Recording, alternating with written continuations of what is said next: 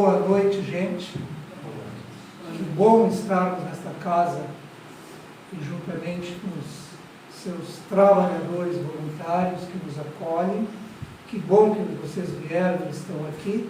E eu estou contente em poder estar com vocês para juntos fazermos as nossas reflexões, recebermos a assistência dos benfeitores espirituais que com certeza estão aqui conosco para nos assistir e esperando que façamos o melhor que possamos fazer nesse momento e podemos fazer, e continuarão para nos beneficiar, para nos atender durante a votação do passe também. Será uma bela jornada essas etapas com essa nossa vida aqui. Para falarmos de doutrina espírita, de ensinamentos de Jesus, e tem ensinamentos de Jesus maravilhosos, né, gente? Dentre outros, orai e vigiai, para não cair em tentação. Como temos que vigiar e orar, né? Amar a Deus sobre todas as coisas e ao próximo como a si mesmo. Temos que nos amar, amar o próximo e amar a Deus. Mas tem cada coisa, gente. Recomenda também, amai os vossos inimigos. E para quem que interessa isso? É em torno do que nós vamos refletir. Começa o capítulo, começa no versículo 43 do capítulo 5 do Evangelho segundo São Mateus, a preleção de Jesus dizendo: ouviste que foi dito, amai os vossos amigos e odiai os vossos inimigos. Eu, porém, Jesus, vos digo, amai os vossos inimigos, bendizei os que vos maldizem, fazei o bem aos que vos odeiam e orai pelos que vos perseguem e caluniam, a fim de serdes filhos de Deus. Então, o título do capítulo 12 do Evangelho segundo o Espiritismo, que nós vamos trabalhar hoje, sai à semelhança da maioria dos capítulos, 28 capítulos do Evangelho segundo o Espiritismo, diretamente de palavras de Jesus. E esse capítulo se desdobra em pagar o mal como bem, os inimigos desencarnados, se vos baterem na face direita, apresentai também a outra, e depois vem as instruções dos Espíritos, falando da vingança, do ódio e do duelo.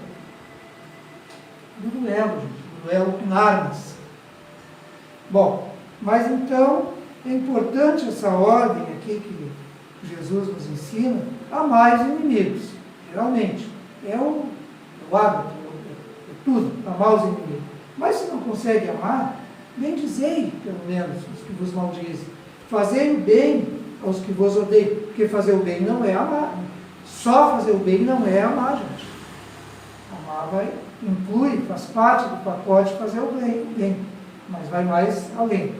Então, fazei o bem aos que vos odeiam e orai pelos que vos perseguem e caluniam. Então, pelos que nos perseguem e caluniam, orai por eles, não dá para chegar perto. Então, mas orai. A oração é uma força muito grande e é bom que faça uma oração para nós, que nós estando receptivos vamos receber, e em fazendo para os outros, no momento de receptividade, vão receber os bons fluidos emanados a partir da nossa oração, a fim de seres filhos de Deus. O que significa isso?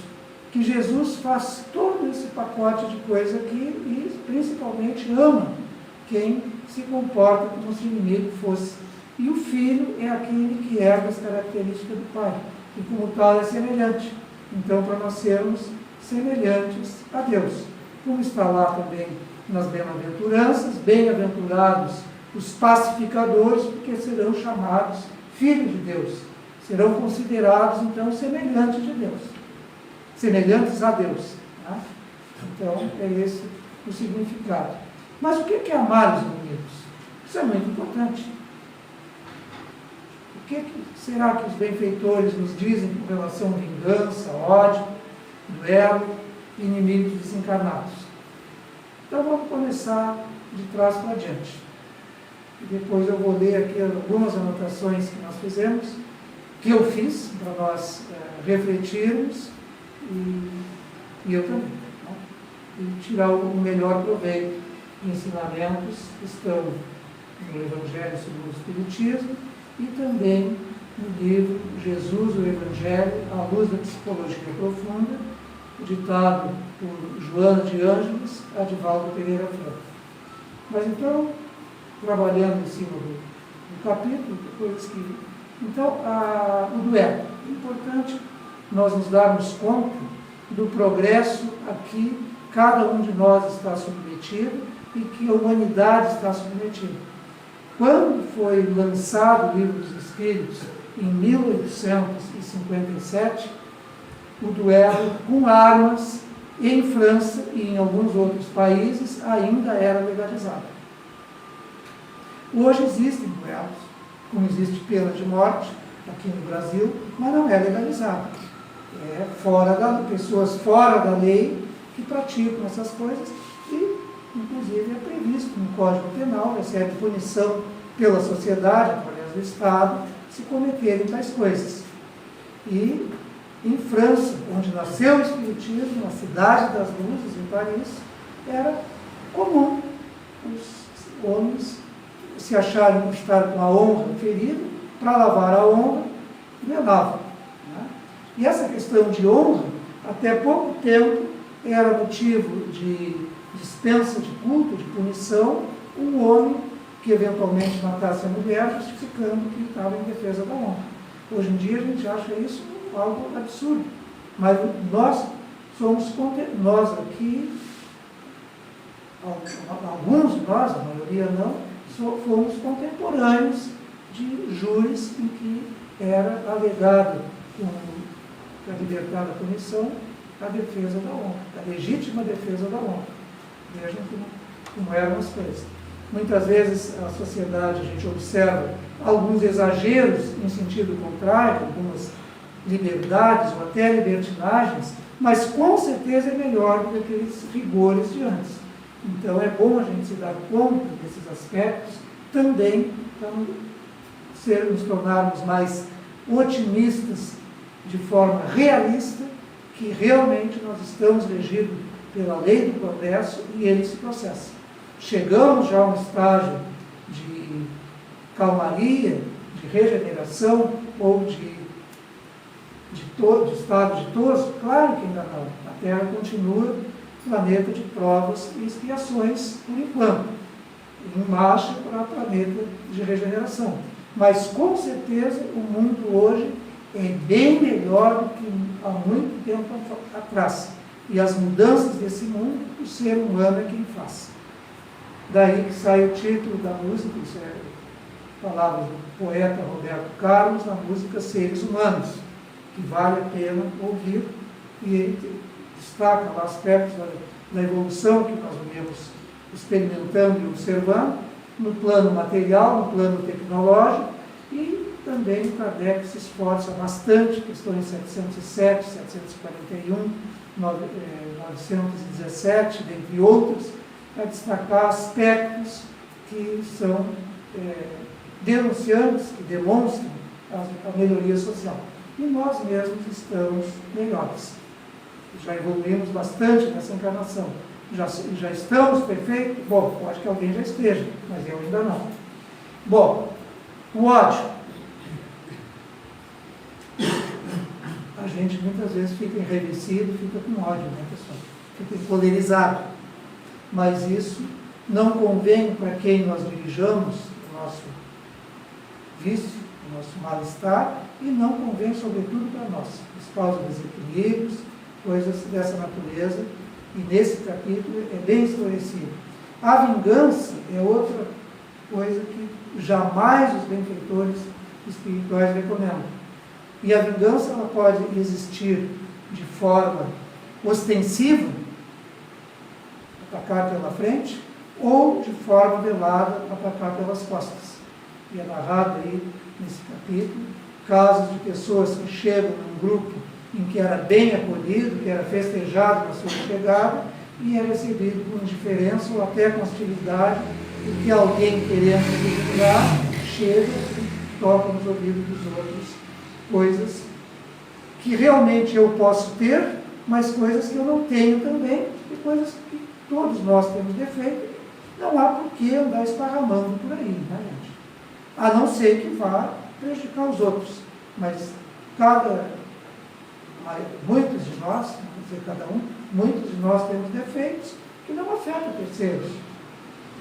E aí chega lá e tu sabe que aquele sujeito faz certas coisas, é porco, é nojento, e aí já fica difícil. Então não afeta os outros, a gente não está vendo isso, né?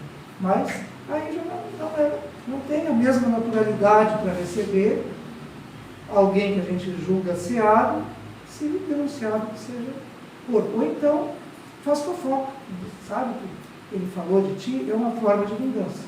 E essa é uma das piores, né? Porque ainda tem a covardia. Bom, quanto ao aspecto de se bater em uma face presente também a outra, tem explicações ali, mas eu tenho uma percepção que o importante é o seguinte: se nós nos ofendemos, nos sentimos batidos, ou na nossa honra, ou até fisicamente, o problema maior, às vezes, nem é o ferimento. E se for alguma coisa assim de calúnia, nem nos fere. O problema maior é o nosso orgulho.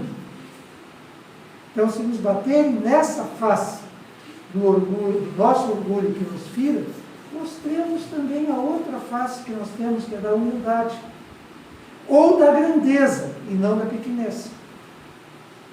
Porque um dos problemas da gente se sentir ofendido, com orgulho ferido, é a baixa autoestima. E como nos diz Joana de Ângeles, o orgulho é síndrome de fraqueza moral. E uma das formas de manifestação do orgulho é a baixa autoestima.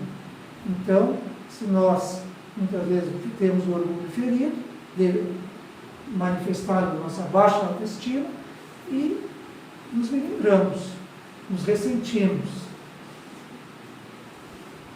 E aí é questão de mostrar a outra face. Seja, por exemplo, a nossa humildade, que se contrapõe ao orgulho, ou a nossa grandeza, que se opõe também ao orgulho, na sua forma de manifestação de baixa autoestima. E até tem um ditado que diz: o que vem de baixo, como é que é mesmo?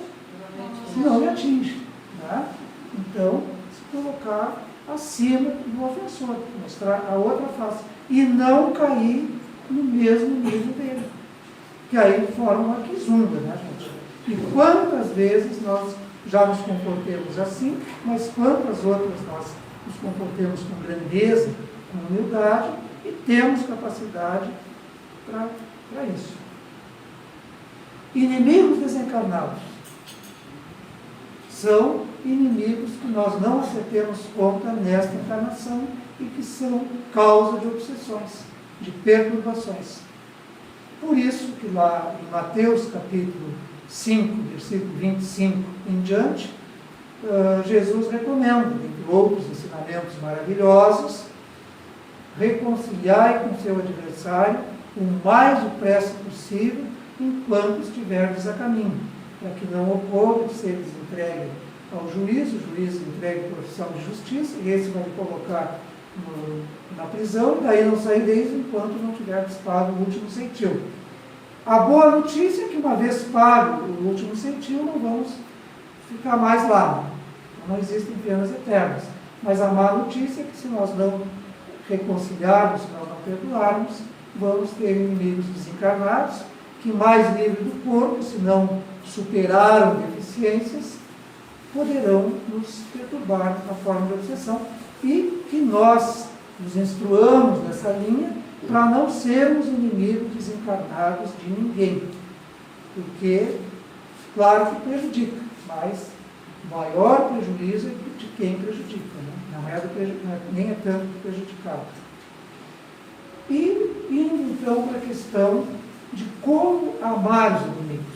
No encerramento dessa primeira parte, pagar o mal pelo bem, tem uma explicação que eu quero dividir, socializar com vocês, tal qual, quase como tal está o texto, porque eu organizei um pouquinho de forma diferente o que é para não fazer, que é e o que é para depois a relação das coisas que são para fazer. Porque no texto do Evangelho elas estão misturadas. Então, está escrito assim: amar os inimigos não é, portanto, depois de explicações maravilhosas que tem ali, amar os inimigos não é, portanto, ter-lhes uma afeição que não está na natureza, visto que o contato de um inimigo nos faz bater o coração de modo muito diverso do seu bater ao contato de um amigo. Isso é verdade, né, gente? Não precisa maior explicação, acho que todos temos as experiências. Amar os inimigos é não lhes guardar ódio, nem rancor, nem desejo de vingança. Já falei sobre ódio, já falei sobre vingança. Amar os inimigos é não opor nenhum obstáculo à reconciliação com eles. Gente, isso é muito importante. Eu já tive experiência de alguém se manifestar no inimigo e eu ir ter a coragem de buscar a reconciliação, porque a gente pode levar um não, e levei uma incomoda, gente. Fere o orgulho e é uma frustração tremenda. Então, é uma forma de caridade, de amar o inimigo, e em vindo propor uma reconciliação, a gente se reconciliar, conforme está recomendado por Jesus em Mateus 5,25. Reconcilia-te com teu adversário o mais depressa possível. Mas também amar os inimigos é abster-se, quer por palavras, quer por atos, de tudo o que os possa prejudicar. Aquela vingança sorrateira pelas costas.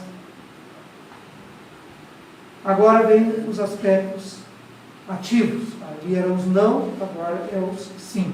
Amar os inimigos é perdoar-lhes sem pensamento oculto e sem condições o mal que nos causa. Amar os inimigos é desejar-lhes o bem e não o mal. Amar os inimigos é experimentar júbilo em vez de pesar com o bem que lhes advenha. Amar os inimigos é socorrê-los em se apresentando ocasião. Amar os inimigos é, finalmente, retribuir-lhes sempre o mal com o bem. Subtítulo: pagar o mal com o bem. Então, amar os inimigos é, finalmente, retribuir-lhes sempre o mal com o bem, sem a intenção de os humilhar. Quem assim procede, preenche as condições do mandamento. Amai verdades que a gente não se deu conta. Ouçam os inimigos, as ofensas dos inimigos. Ouçamos as ofensas dos inimigos e reflitamos a respeito delas. Aquela velha coisa, botar os podres para fora. Vocês já ouviram falar isso? Alguém dizer isso? A gente nunca disse, vou botar os teus podres para fora. Gente, como é bom quando colocam os podres da gente para fora. E a gente pensa, no primeiro momento, com orgulho ferido, que é inimigo. E não é. Refletindo, depois a gente dá conta, puxa, mas é verdade. Eu não tinha me dado conta. E às vezes os amigos não fazem isso. Por isso que tem até um ditado que diz: eu peço a Deus para me proteger dos amigos, porque dos inimigos me cuido eu. Alguém já tinha ouvido isso? E muitas vezes os inimigos são os baitas dos amigos. E muitas vezes o inimigo de hoje pode vir a se tornar um grande amigo de amanhã. Com certeza, muitos de nós já temos as experiências. Mas falando então do amor, do perdão, de eliminar o ódio, Joana de Ângeles, ao comentar esse capítulo, fala algumas coisas, são alguns parágrafos que eu destaquei aqui. Joana de Ângeles, no livro Jesus, o Evangelho à Luz da Psicologia Profunda, psicografia de Divaldo Pereira Franco. Ao comentar, então, o primeiro comentário que ela faz no capítulo 12 do Evangelho segundo o Espiritismo, que eu destaquei esses parágrafos aqui, porque tem um segundo comentário ainda. Então ela fala assim, a fatalidade, vejam bem a palavra fatalidade, a fatalidade da vida é alcançar a harmonia plena, mediante o equilíbrio do amor, a si mesmo, ao próximo e a Deus. E o inimigo, muitas vezes, está muito próximo de nós. Então, amar o inimigo é amar o próximo que Cristo recomenda, como a nós mesmos. Mais adiante, no outro parágrafo, ela coloca isso aqui, gente.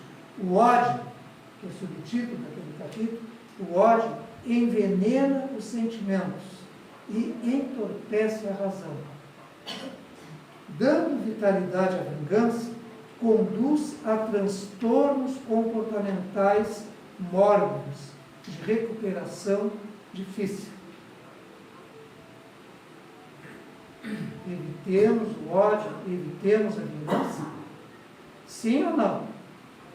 Interessa com relação ao outro, nosso inimigo, apenas, ou interessa para nós, sobretudo? Com certeza, né? Então, o ódio envenena os sentimentos e entorpece a razão. O cara com ódio fica cego, se bota como um bicho sem raciocínio. E às vezes leva na cara. E dando vitalidade à vingança, conduz a transtornos comportamentais doentios de recuperação difícil. Oferecer o outro lado, quando se é esbofeteado na face, é quase inverossímil para a cultura ocidental, acostumada ao revide pela honra, acostumada ao duelo, com armas no passado, duelo verbal em todos os tempos, duelo através da justiça, do poder judiciário, igualmente em todas as épocas. Por isso que lá no início eu estava falando do duelo com armas, que legalmente e na prática é muito raro, não existe mais. Mas continuam os duelos verbal, com a diferença que no duelo com arma, o vencedor é quem se julgava vencedor, embora não existisse vencedor, se julgava vencedor quem atirasse primeiro, quem desse a primeira punhalada. E no duelo verbal, quem é que acha que vence? Quem teve a primeira palavra, quem teve a última palavra. Acha quem vence quem teve a última palavra. Mas o vencedor numa contenda verbal é o que silencia. A palavra, quando muito, consegue ser prática. Na maioria das vezes, principalmente com os afetos em casa, o silêncio é ouro. Conseguir calar, gente, olha que dá trabalho, mas olha que evita muita coisa ruim. Eu tenho muito arrependimento de palavras que eu disse. Não tenho nenhum arrependimento da palavra que eu falei. A gente é senhor da palavra que cala e escravo, muitas vezes, da palavra que fala. Embora muitas vezes a gente tenha que falar, para instruir, para dizer eu te amo, não para outras coisas que contrariem isso. Para concluir, gente, no capítulo 10 também, ao comentar o capítulo 10 do Evangelho segundo o Espiritismo, contextualizado com o que está neste capítulo, Joana de Ângeles nos diz: o ódio aprisiona aquele que o mantém em relação a quem lhe padece a injunção penosa. O amor ao próximo liberta. E o inimigo é próximo de nós, às vezes muito próximo. E a gente faz mais próximo quando odeia.